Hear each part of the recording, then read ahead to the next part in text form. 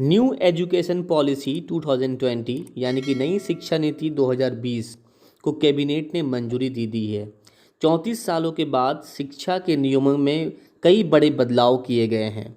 इस शिक्षा के अंतर्गत जो सबसे बड़ा बदलाव किया गया है, 10+2 सिस्टम को, स्कूलिंग सिस्टम को ख़त्म किया गया है। उसके जगह 5+3+3+4 की नई व्यवस्था की गई है। तो इस व्यवस्था के अंतर्गत कौन कौन से बड़े बदलाव किए गए हैं, मैं आज आप लोगों को इस वीडियो के माध्यम से बताने जा रहा हूं। तो चलिए बिना किसी इंतज़ार के आज के इस इन्फॉर्मेटिव वीडियो को शुरू करते हैं। न्यू एजुकेशन पॉलिसी 2020 नई शिक्षा नीति को कैबिनेट ने मंजूरी दे दी है। नई शिक्षा नीति नर्सरी से कॉलेज तक की शिक्षा में कई बड़े बदलाव किए जाएंगे।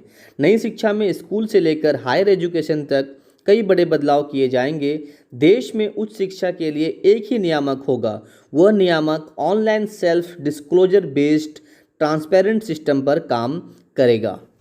इसके अंतर्गत स्कूल के स्टेज को 4 स्टेज में बांटा गया है। पहला स्टेज फाउंडेशन स्टेज। इसमें पहले 3 साल बच्चे आंगनबाड़ी में प्री स्कूलिंग शिक्षा लेंगे। फिर अगले 2 साल क्लास 1 एवं 2 में बच्चे स्कूल में पढ़ेंगे। इन 5 सालों की पढ़ाई के लिए एक नया एजुकेशन सिस्टम तैयार किया जाएगा। इसमें 3 से 8 के उम्र के बच्चों को कवर किया जाएगा। इस प्रकार पढ़ाई के पहले 5 साल का चरण पूरा हो जाएगा। फिर आएगा दूसरा स्टेज यानी कि प्रीपरेटरी स्टेज।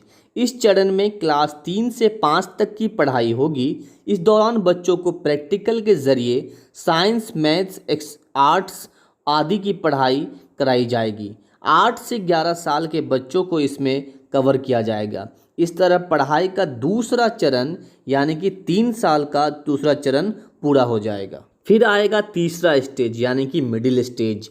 इसमें क्लास 6 से 8 तक की पढ़ाई होगी।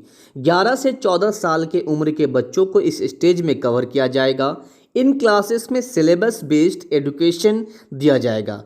क्लास 6 से ही बच्चों के स्किल डेवलपमेंट कोर्स पे यानी कि उनके कौशल विकास पर खास तौर पे ध्यान दिया जाएगा। इस तरह और 3 साल बच्चों के पूरे हो जाएंगे। उसके बाद आएगा लास्ट यानी कि चौथा schooling stage, that is secondary stage.